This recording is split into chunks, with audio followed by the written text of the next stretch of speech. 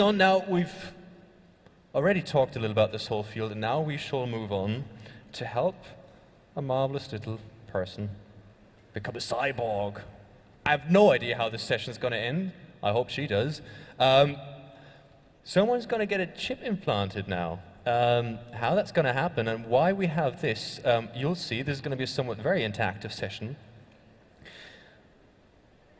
We'll have 4 people on stage. One of them is, this is so cool, is the founder of Biometrics. I probably totally messed up that name, but that's what it says.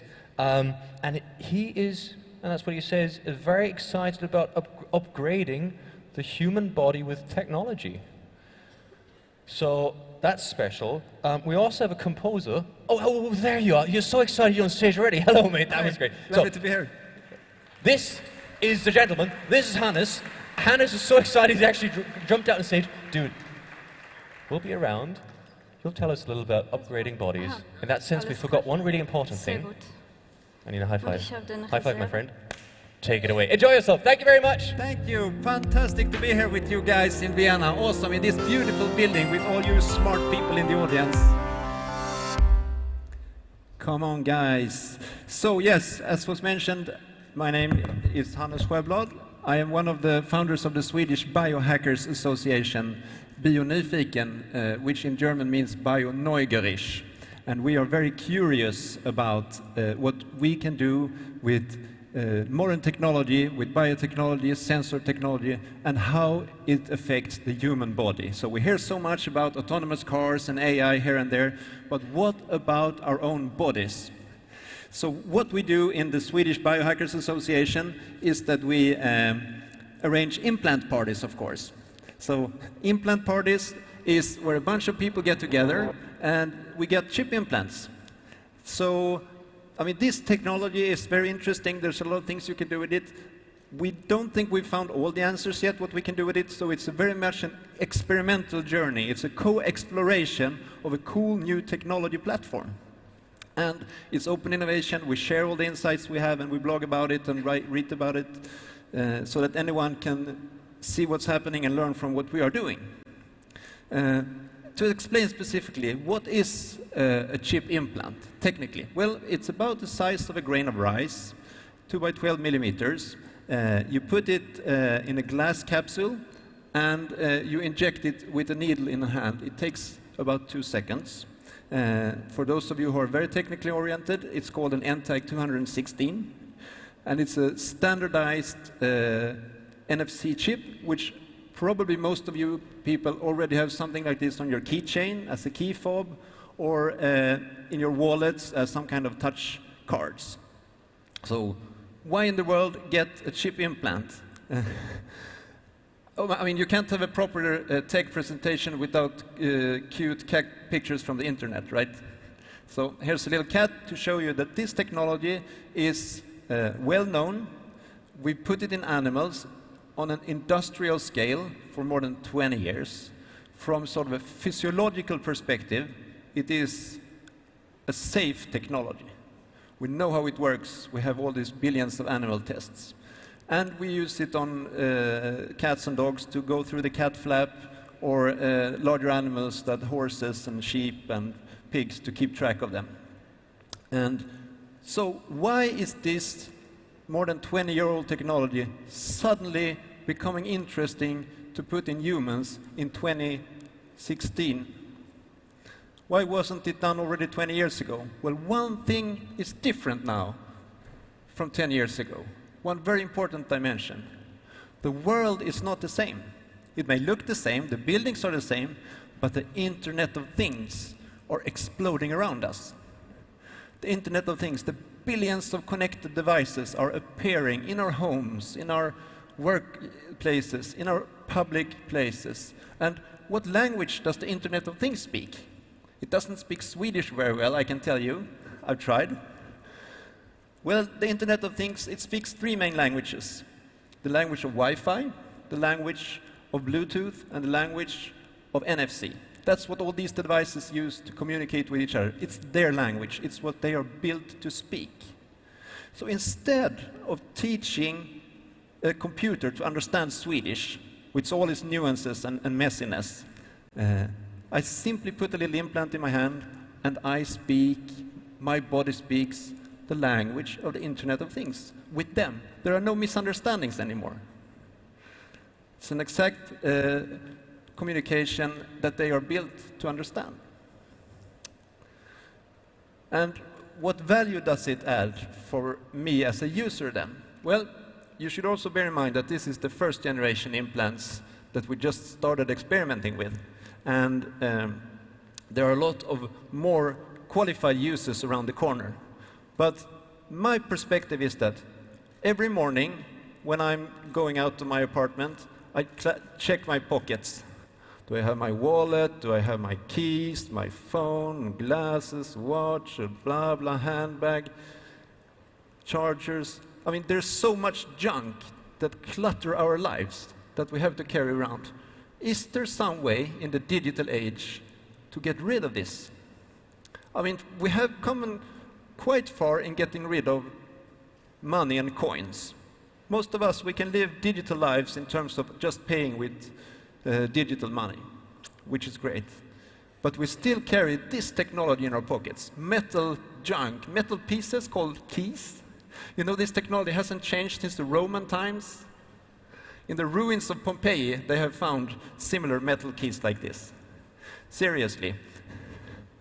So there are better ways to, open doors nowadays.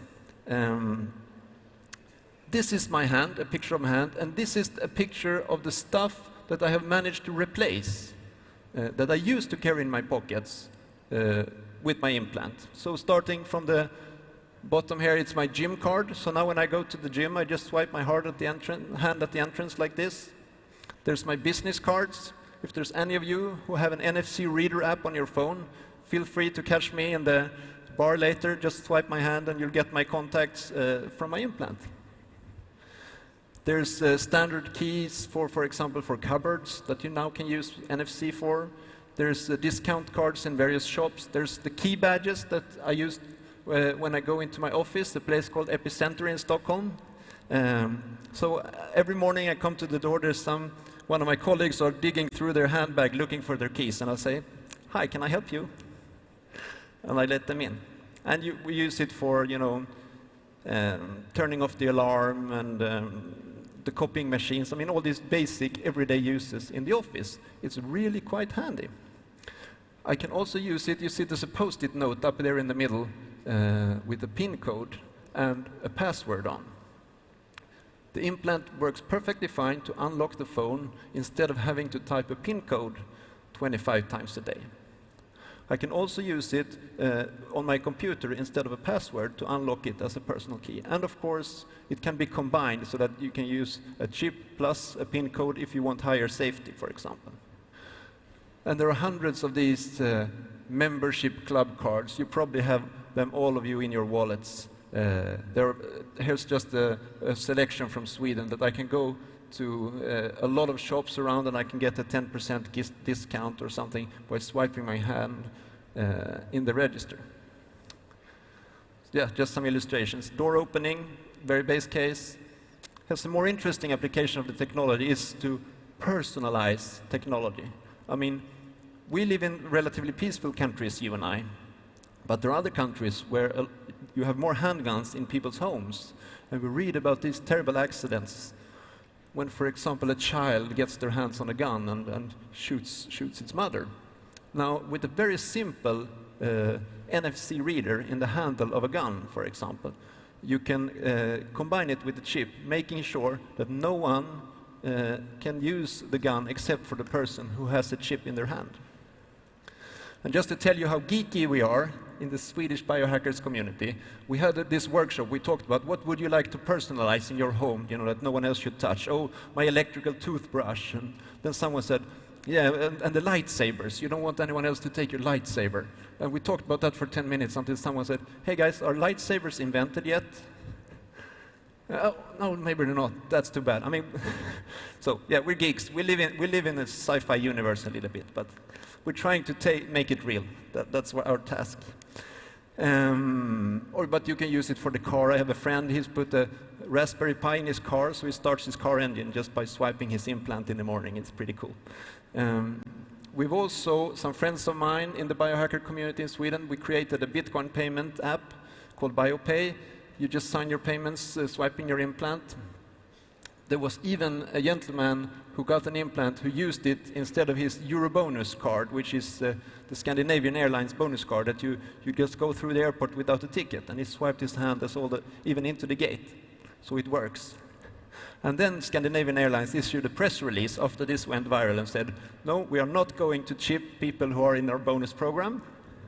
Some people were relieved. I was really disappointed. Hopefully they'll change their minds when they see the value of this cool technology. We'll see what happens. That's the case with big corporates, right? Anyway, so to give you some more context, is this just a ploy? Is it just a fad? Is it something people do for attention? I don't think so. To give you some illustrations, I mean, looking at tech history, which is one of my big interests, that happens in time that there are what I like to call interface moments, when some new interaction interface between humans and technology happens that just makes technology so much easier to use for a lot of people. Here are some very classical examples. I mean, some of you guys probably remember what it was like to use computers before we had Windows. You needed to have very specific commands and instructions, otherwise the computer would just go syntax error on us, right?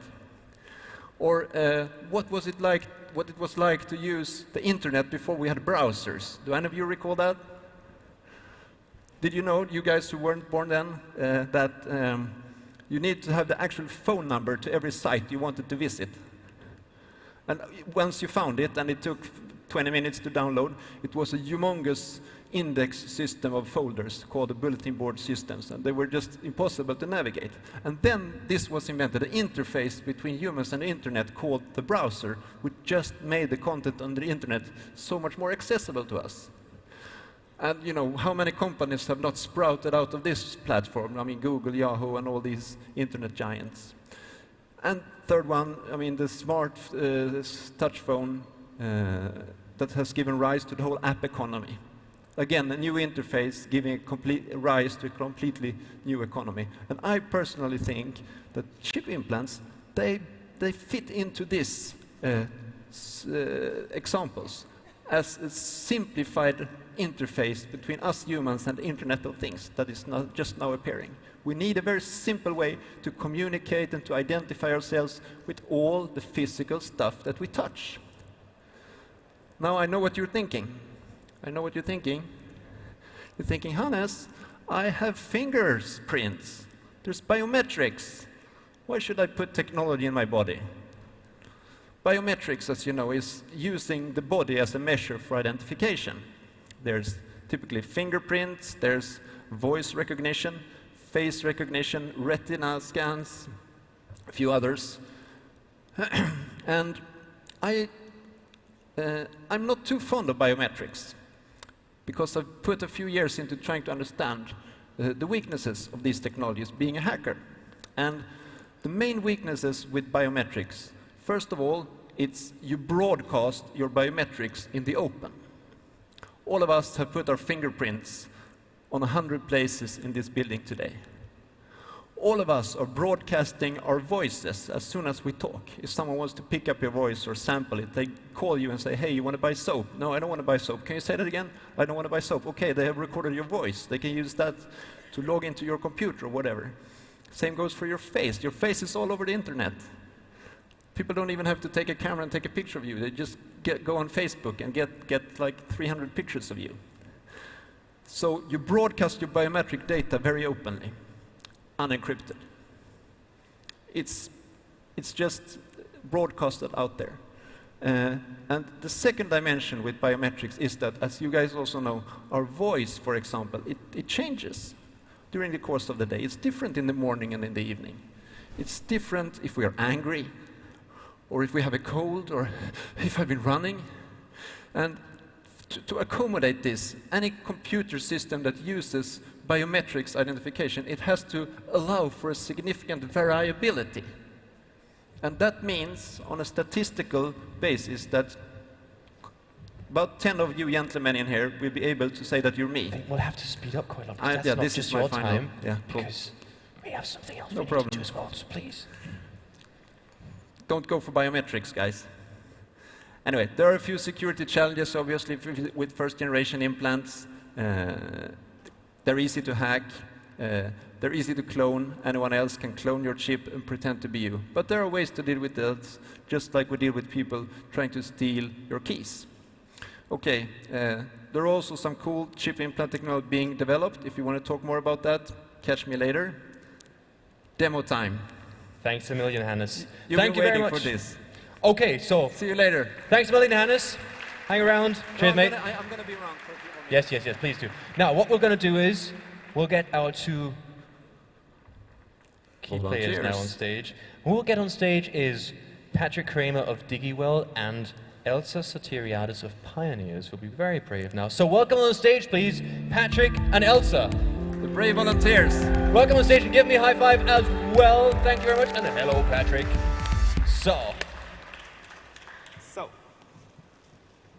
So what are you guys going to do now? Is my microphone on? Can you hear me? Okay. What we are going to do here is a live chip implantation on stage. And we have a wonderful volunteer, Elsa, here. And I'm going to do the procedure now. An applaud for the brave A big volunteer. hand of applause for Elsa. Great, so let's get going, guys, and I'll explain what's going on. So Patrick is obviously an experienced piercer. There are kits you can get online for chip implants and do it in your kitchen at home. But we advise in the biohacker community that you should consult professionals. In this case, it's not doctors, because doctors don't know how to make, they don't enjoy making holes in people who are healthy. So you go across the street to the piercing studio, they'd be more than happy to put a good hole in you, or a few. And so what we're seeing now is that Patrick is opening up the sterile injection kit and getting ready to implant in Elsa's hand. I mean, what is this all about? It's about showing you guys that you can't just talk about tech. You can't just read about tech. You can't just listen to dudes showing PowerPoint slides about tech. Tech has to be experienced. And that's what we're trying to do here at Pioneers. How do you feel, Elsa? I'm not sure. I'm super excited to get over this part here alive, because we have an amazing demo for you guys. And I'm a little bit frightened, of course, to be honest, because backstage Patrick had a dry run, so he showed me how he will prepare the hand and where he will insert the chip. And already this hurt a little bit, so I'm a bit not a big fan of needles, but I'm sure it will be fun. You're so brave. We'll be here to support you. That's super, super, super good.